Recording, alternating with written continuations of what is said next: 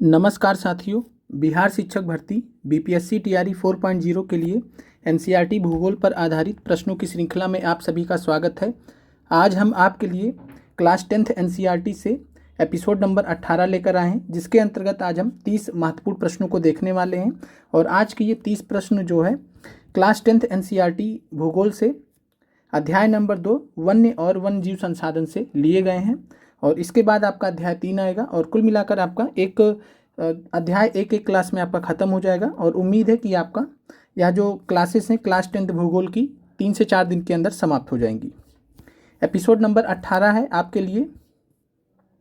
पहला सवाल आपके सामने है। बीपीएससी टीआरई 2 में यह सवाल पूछा गया था, हमारे देश में लगभग कितनी वन्य जीवन उपजातियाँ फौना की स्पीसीज और लगभग कितनी वनस्पति उपजातियाँ फ्लोरा की जो स्पीसीज हैं पाई जाती हैं। पहला सवाल आपके सामने है और यह सवाल बीपीएससी टीआरई में पूछा गया है।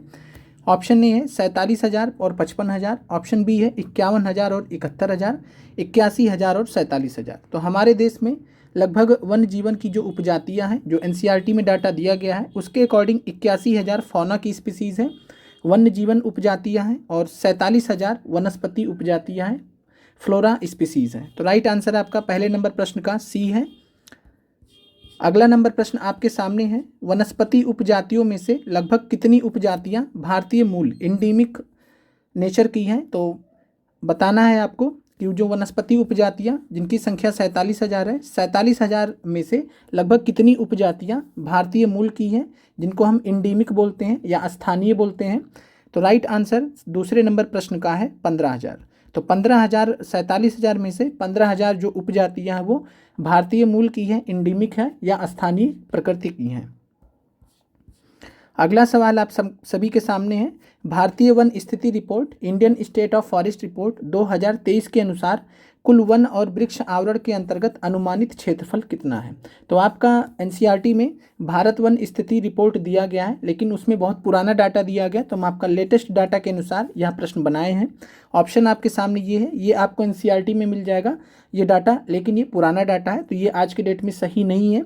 राइट आंसर क्या होगा तीसरे नंबर प्रश्न का। तो राइट आंसर है भारत वन स्थिति रिपोर्ट 2023 जो कि लेटेस्ट है। इसके अनुसार कुल वन और कुल वृक्ष आवरण के अंतर्गत जो अनुमानित क्षेत्रफल है कितने क्षेत्रफल में है, तो 8,27,357 वर्ग किलोमीटर के जो है क्षेत्रफल में आंसर है आपका। तो राइट आंसर सी है 8,27,357 वर्ग किलोमीटर।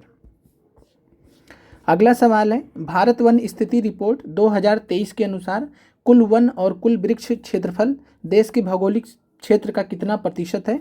21.76% है, 24.62% है या 25.17% है। चौथे नंबर प्रश्न का आंसर कमेंट कीजिएगा। भारत वन स्थिति रिपोर्ट 2023 के अनुसार कुल वन और कुल वृक्ष क्षेत्रफल दोनों पूछा जा रहा है, तो ये है आपका 25.17%। भारत वन स्थिति रिपोर्ट 2021 में यह डाटा 24.62% था। भारत वन स्थिति रिपोर्ट में यह डाटा बढ़कर 25.17% हो गया है। और इसमें अगर हम बात करें तो कुल वन प्रतिशत कितना है, तो कुल वन प्रतिशत है 21.76। और कुल वृक्ष प्रतिशत कितना है, तो देख लीजिए कुल वृक्ष प्रतिशत जो है, कुल वन आवरण प्रतिशत 21.76 है और कुल वृक्ष प्रतिशत जो है 3.41% है। दोनों जोड़ दीजिएगा तो 25.17% आपका आंसर आ जाएगा। तो आप प्रश्न में ध्यान दीजिएगा कि वन आवरण पूछा है या वन और वृक्ष आवरण दोनों पूछा है, तो वन और वृक्ष दोनों मिलाकर 25.17% है। अगला प्रश्न है, भारत वन स्थिति रिपोर्ट 2023 के अनुसार भारत के किस राज्य में क्षेत्रफल की दृष्टि से सर्वाधिक वन आच्छादित क्षेत्र हैं। तो भारत का कौन सा राज्य है जिसमें क्षेत्रफल की दृष्टि से सर्वाधिक वन है। चाहे सर्वाधिक वन पूछे या सर्वाधिक वन प्लस वृक्ष क्षेत्र भी पूछेगा तो एक ही आंसर है, और सर्वाधिक है मध्य प्रदेश में। राइट आंसर पांचवें नंबर प्रश्न का ए है, मध्य प्रदेश। क्षेत्रफल की दृष्टि से बात करें तो क्षेत्रफल की दृष्टि से सबसे अधिक वन और वृक्ष आवरण वाले शीर्ष 3 राज्य मध्य प्रदेश है नंबर 1 पर, फिर अरुणाचल प्रदेश है और तीसरे स्थान पर महाराष्ट्र है। तो याद रखिएगा, नंबर 1 पर मध्य प्रदेश, नंबर 2 पर अरुणाचल प्रदेश और नंबर 3 पर महाराष्ट्र। सबसे अधिक वन और वृक्ष आवरण के केस में, सबसे अधिक वन के केस में भी मध्य प्रदेश ही है। अगला सवाल आपका है, भारत वन स्थिति रिपोर्ट 2023 के अनुसार कुल भौगोलिक क्षेत्र के संबंध में वन आवरण के प्रतिशत की दृष्टि से किस राज्य में सबसे अधिक वन आवरण है। अभी हमने मध्य प्रदेश वाला सवाल देखा था, तो मध्य प्रदेश वाला सवाल था कि किस राज्य, मतलब मध्य प्रदेश ऐसा राज्य है जिसके सर्वाधिक क्षेत्रफल पर जो है वन और वृक्ष आवरण है, उस हिसाब से प्रश्न पूछा गया था। और यह जो प्रश्न ये भौगोलिक क्षेत्र के मुकाबले पूछ रहा है कि किसी राज्य का जो भौगोलिक क्षेत्र है उसके मुकाबले वन आवरण का प्रतिशत किस में ज़्यादा है, किस राज्य में ज़्यादा है। अगर किसी भौगोलिक क्षेत्र को हम 100% मानते हैं तो उस 100% का कितना प्रतिशत भाग या सर्वाधिक प्रतिशत भाग किस राज्य में वन आवरण के अंतर्गत आता है। तो छठे नंबर प्रश्न का राइट आंसर है लक्षद्वीप। पहले नंबर पर लक्षद्वीप है भौगोलिक क्षेत्र के दृष्टि से वन आवरण में जो प्रतिशत है। दूसरे नंबर पर मिजोरम है, तीसरे नंबर पर अंडमान निकोबार है। तो कुल भौगोलिक क्षेत्र के संबंध में वन आवरण के प्रतिशत की दृष्टि से लक्षद्वीप 91.33% है। इसका मतलब है कि लक्षद्वीप के पूरे भाग में, लक्षद्वीप का जो 100% जो पूरा भाग है उसका 91.33% भाग में क्या है, वन है, ये कहने का मतलब है। तो सबसे अधिक वन आवरण है लक्षद्वीप में भौगोलिक क्षेत्र के मुकाबले। मिजोरम में 85.34% के बाद दूसरे नंबर पर है। अंडमान निकोबार 81.62% के साथ तीसरे स्थान पर है।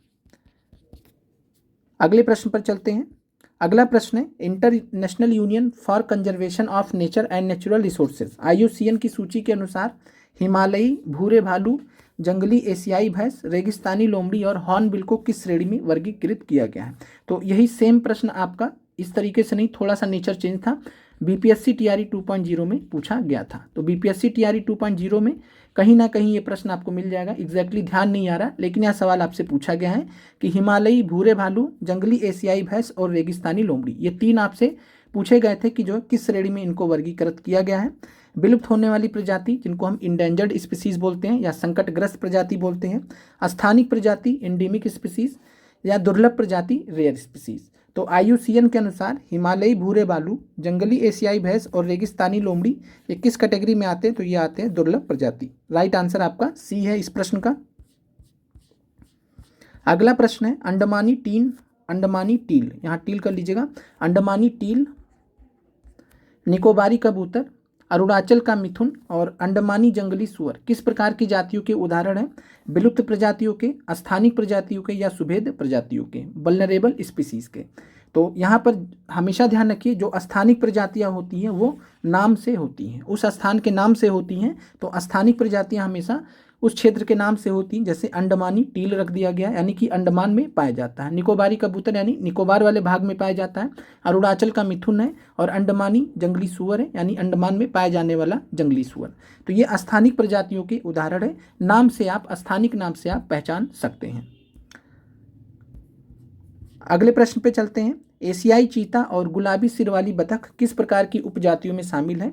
तो एशियाई चीता और गुलाबी सिर वाली बतख NCERT के अकॉर्डिंग पहले का पूछ रहा है, तो ये जो है पहले किस कैटेगरी में थे, तो गुलाबी सिर वाली बतख तो आज भी जो है बात करेंगे तो विलुप्त प्रजातियों में आते हैं, और एशियाई चीता और गुलाबी सिर वाले जो बतख हैं ये विलुप्त प्रजातियों में आते हैं।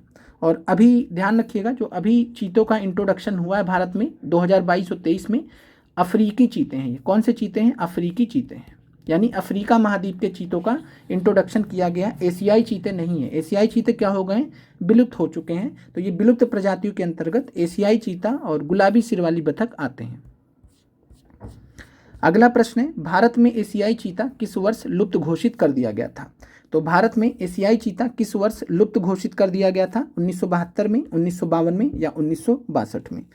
तो 10वें नंबर प्रश्न का राइट आंसर क्या होगा, तो भारत में एशियाई चीता जो था वो 1952 में विलुप्त घोषित कर दिया गया था। राइट आंसर आपका B है। और यह जो है चीते की बात करें तो भूमि पर रहने वाले दुनिया का सबसे तेज स्तनधारी प्राणी माना जाता है, 112 किलोमीटर प्रति घंटा की गति से दौड़ सकता है।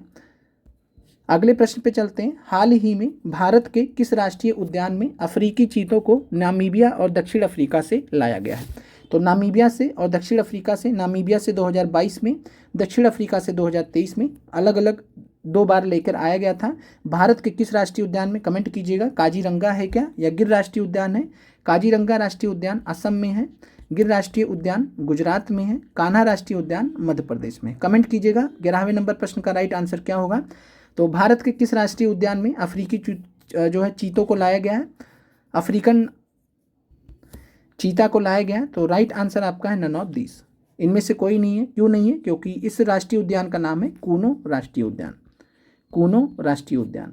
और कूनो राष्ट्रीय उद्यान किस राज्य में पड़ता है? तो मध्य प्रदेश में पड़ता है। तो कूनो राष्ट्रीय उद्यान में अफ्रीकी चीतों को लेकर आया गया है। तो राइट आंसर आपका 11वें नंबर प्रश्न का नन ऑफ दीज है, और सही आंसर है कूनो राष्ट्रीय उद्यान, मध्य प्रदेश। अगला प्रश्न है, निम्नलिखित में से कौन भूमि निम्नीकरण, लैंड डिग्रेडेशन और वनों की कटाई के लिए जिम्मेदार है? तो निम्नलिखित में से किस प्रक्रिया के कारण भूमि का निम्नीकरण होता है और वनों की कटाई होती है? सीढ़ीदार खेती की वजह से, टेरेस फार्मिंग की वजह से, समोच्च रेखीय जुताई, कंटूर प्लाविंग की वजह से, स्थानांतरित खेती की वजह से, शिफ्टिंग कल्टीवेशन की वजह से। क्या आंसर होगा 12वें नंबर प्रश्न का? तो भूमि निम्नीकरण या वनों की कटाई के लिए जो जिम्मेदार होता है वो होता है स्थानांतरित कृषि। स्थानांतरित कृषि, जिसको शिफ्टिंग कल्टीवेशन बोलते हैं, जिसको हम झूम खेती बोलते हैं, चैप्टर नंबर 4 में डिटेल में पढ़ेंगे इसके बारे में। तो स्थानांतरित खेती, शिफ्टिंग कल्टीवेशन या झूम खेती जो होता है ये भूमि निम्नीकरण के लिए जिम्मेदार होता है, वनों की कटाई के लिए भी जिम्मेदार होता है। इसको हम स्लैश और बर्न एग्रीकल्चर भी कहते हैं, स्लैश और बर्न एग्रीकल्चर भी कहते हैं। तो स्लैश और बर्न एग्रीकल्चर के नाम से भी जाना जाता है। और यह जो है अधिकतर जनजातीय क्षेत्रों में, पूर्वोत्तर भाग में और मध्य भारत में स्थानांतरित खेती होती है, जिसको झूम खेती या स्लैश या बर्न खेती कहते हैं। और इसके चलते जो है वनों की कटाई और निम्नीकरण हुआ है। तो राइट आंसर आपका हो जाएगा सी, स्थानांतरित खेती। राइट आंसर आपका 12वें नंबर प्रश्न का सी है। और सीढ़ीदार खेती, समोच्च रेखीय जुताई ये आपके पहाड़ी क्षेत्रों में होते हैं और भूमि के मृदा अपरदन से बचाने के लिए इन खेती को किया जाता है। तो ये अच्छी चीज़ें हैं। तो वनों की कटाई के लिए जिम्मेदार नहीं होती है। स्थानांतरित खेती करने के लिए क्या किया जाता है? जनजातियों के द्वारा वनों को काट दिया जाता है, साफ कर दिया जाता है खेती के लिए। फिर जब वहाँ पे खेती वगैरह कर चुके होते तो उनको जला देते हैं। तो वो स्लैश एंड बर्न एग्रीकल्चर के नाम से जाना जाता है। डिटेल में हम अध्याय नंबर 4 में अध्ययन करेंगे। अगला प्रश्न आपका है, बक्सा टाइगर रिजर्व किस राज्य में स्थित है? कमेंट कीजिएगा, बक्सा टाइगर रिजर्व किस राज्य में स्थित है। और इस चैप्टर में, एनसीईआरटी के इस चैप्टर में कुछ महत्वपूर्ण राष्ट्रीय उद्यान, टाइगर रिजर्व के बारे में चर्चा किया गया है, जिसके बारे में आपको जरूर याद रखना चाहिए। परीक्षा में यहीं से प्रश्न आते हैं। बीपीएससी टीआरई 3.0 में एक प्रश्न आया था, जो अगला आएगा उसके बारे में भी चर्चा करेंगे, वहाँ भी प्रश्न आपका यहीं से लिया गया था। तो बक्सा टाइगर रिजर्व की बात करें तो यह जो है पश्चिम बंगाल में स्थित है। राइट आंसर है 13 नंबर प्रश्न का बी, पश्चिम बंगाल। और इस चैप्टर से कुछ अन्य प्रश्न भी थे जो हमने जो बीपीएससी पीआईक्यूज थे उसमें कवर कर लिया, तो इसलिए हमने उनको दोबारा नहीं रखा है। तो राइट आंसर आपका है पश्चिम बंगाल। अगला प्रश्न है, भारत के किन राज्यों में हिमालयी यव, जिसको हिमालयी इंग्लिश में पढ़ेंगे हिमालयी यू बोलेंगे, नामक औषधि पौधा पाया जाता है? तो यह भी प्रश्न आपका बीपीएससी टीआरई 2.0 में रिपीटेड सवाल है। तो बीपीएससी टीआरई 2.0 में यह सवाल पूछा गया था, भारत के किन राज्यों में हिमालयी यू नामक का औषधीय पौधा पाया जाता है, मेडिसिनल प्लांट्स पाया जाता है? हिमाचल और अरुणाचल प्रदेश में, सिक्किम और असम में, नागालैंड और मणिपुर में। हमने ऑप्शन थोड़ा सा कठिन कर दिए हैं, जो प्रश्न आया था वहाँ पर ऑप्शन बहुत ही आसान थे। तो हिमाचल और अरुणाचल प्रदेश की बात करें तो हिमाचल प्रदेश और अरुणाचल प्रदेश में हिमालयन यू नामक पौधा पाया जाता है। राइट आंसर आपका ए है। अगला प्रश्न आपका, टैक्सोल जो कि विश्व में सबसे अधिक बिकने वाली कैंसर औषधि है, निम्नलिखित में से किस पौधे से प्राप्त की जाती है? जो टैक्सोल होता है या टैक्सोल होता है, विश्व में सबसे अधिक बिकने वाली कैंसर की औषधि है, और इसको हम किस पौधे से प्राप्त करते हैं? निम्नलिखित में से किस पौधे से प्राप्त की जाती है? तो 15वें नंबर प्रश्न का राइट आंसर है हिमालयन यू। तो हिमालयन यू जो कि हिमाचल प्रदेश और अरुणाचल प्रदेश में पाया जाता है, मेडिसिनल प्लांट होता है, और इसी पौधे से टैक्सोल बनाया जाता है। और टैक्सोल क्या है? तो एंटी कैंसर ड्रग है, कैंसर औषधि है, विश्व में सबसे ज़्यादा बिकती भी है, विश्व में सबसे ज़्यादा प्रयोग किया जाता है। तो बहुत ही महत्वपूर्ण औषधि है हिमालयन यू। हिमालयन यू की बात करें तो हिमालयन यू के पेड़ की छाल, पत्तियों, टहनियों और जड़ों से टैक्सोल नामक रसायन निकाला जाता है, जिसका प्रयोग कैंसर के उपचार में किया जाता है। अगला प्रश्न आपका है, देखिए, शांत घाटी राष्ट्रीय उद्यान। आपसे पूछा गया था शांत घाटी राष्ट्रीय उद्यान के बारे में टीआरई 3.0 पीआरटी में सवाल।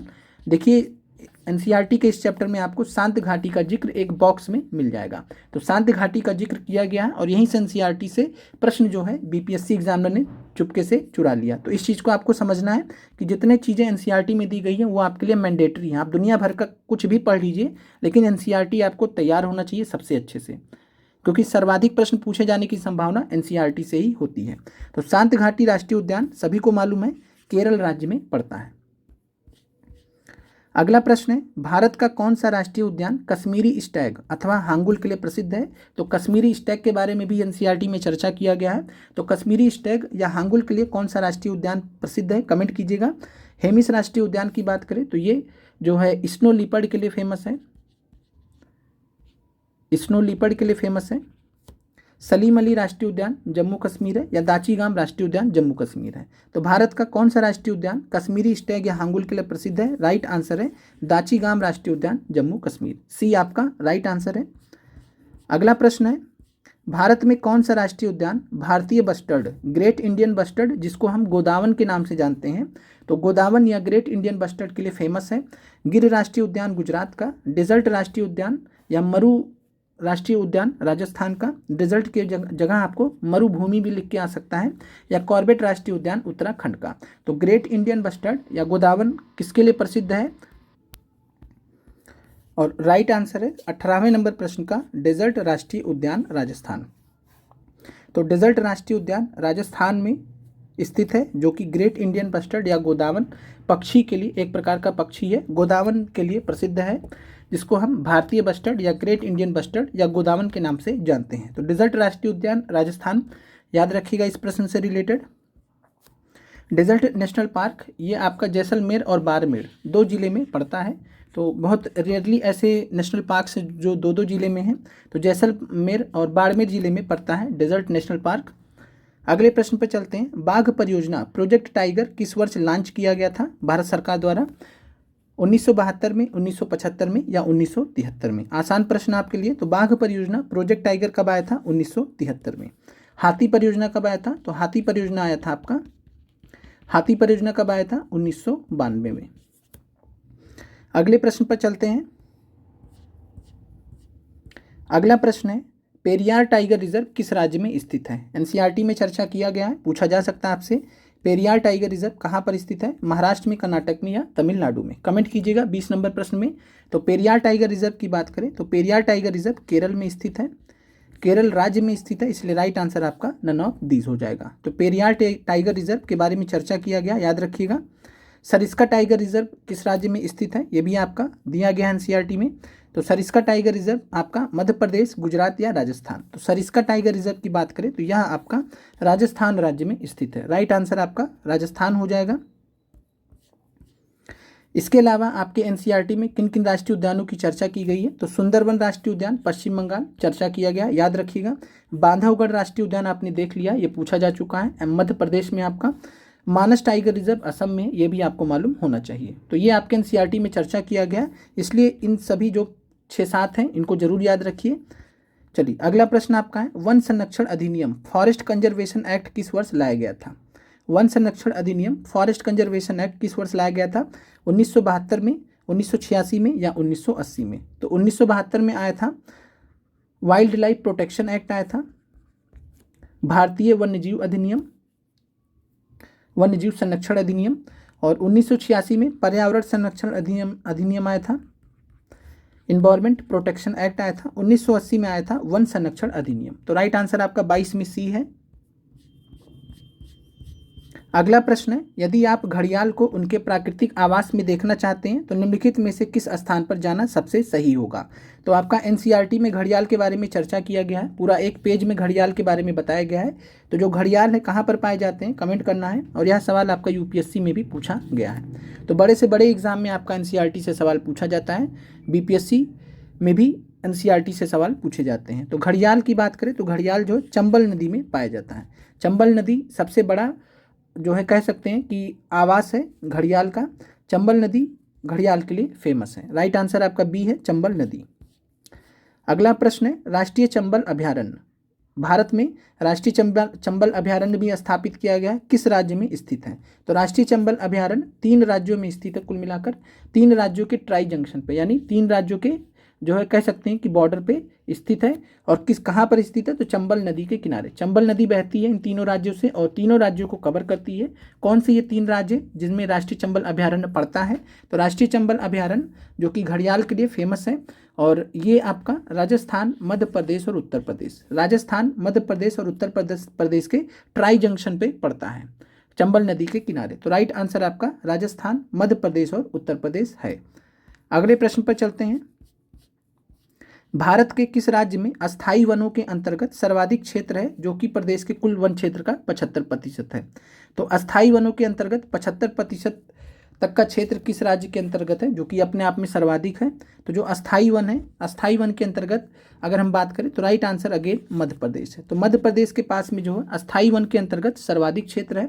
अस्थायी वन का मतलब है परमानेंट फॉरेस्ट, और ये जो है कुल वन क्षेत्र का 75% है, यानी मध्य प्रदेश में जितना भी वन पाया जाता है उसका 75% भाग अस्थायी वन के रूप में है। तो राइट आंसर आपका सी है, मध्य प्रदेश। भैरवदेव डाको सेंचुरी कहाँ पर है? एनसीईआरटी में चर्चा किया गया है भैरवदेव डाको सेंचुरी के बारे में। और भैरवदेव डाको सेंचुरी की बात करें तो अलवर राजस्थान में यह पड़ता है। अलवर राजस्थान में 5 गाँव के लोगों ने क्या किया, एक पूरा क्षेत्र था, उस क्षेत्र को जो है भैरवदेव डाको सेंचुरी के नाम से घोषित कर दिया और वहाँ पर जानवरों का संरक्षण करने लगे। तो आपने मतलब बहुत रेयरली कहीं देखा होगा कि जनता खुद इस चीज़ को इनिशिएट करे, और भैरवदेव डाको सेंचुरी अपने आप में फेमस है। क्यों फेमस है? क्योंकि वहाँ के लोगों ने, 5 गाँव के लोगों ने ही वहाँ की जानवरों का संरक्षण करना आरंभ कर दिया। तो राइट आंसर आपका है अलवर राजस्थान। उड़ीसा और बिहार की जनजातियाँ शादी के दौरान किस पेड़ की पूजा करते हैं? महुआ, कदम, इमली और आम। क्या राइट आंसर होगा 27 नंबर प्रश्न का? तो बात करें संथाल और मुंडा ट्राइब का, तो संथाल और मुंडा जनजाति महुआ और कदम की पूजा करते हैं, और उड़ीसा और बिहार की जो जनजातियां हैं वो इमली और आम की पूजा करते हैं। तो राइट आंसर आपका सी है 27 में। छोटा नागपुर क्षेत्र के मुंडा और संथाल जनजातियां महुआ और कदम वृक्षों की पूजा करते हैं। हमने प्रीवियस ईयर क्वेश्चन में देख लिया इसको। राजस्थान में बिश्नोई गांव के आसपास काले हिरन, चिंकारा, नीलगांव और मोर का संरक्षण करते हैं। तो राजस्थान में जो बिश्नोई गांव है वो बिश्नोई गांव के आसपास काले हिरन को बिश्नोई समाज के लोग पूजा करते हैं, पूजते भी हैं। और आपने बीच में देखा होगा कि लॉरेंस बिश्नोई का केस जो है, जो कि गैंगस्टर हैं लॉरेंस बिश्नोई, और लॉरेंस बिश्नोई का जो केस था सलमान खान को लेकर बहुत ज़्यादा फेमस हुआ था कि लॉरेंस बिश्नोई पीछे पड़े हुए थे सलमान खान के।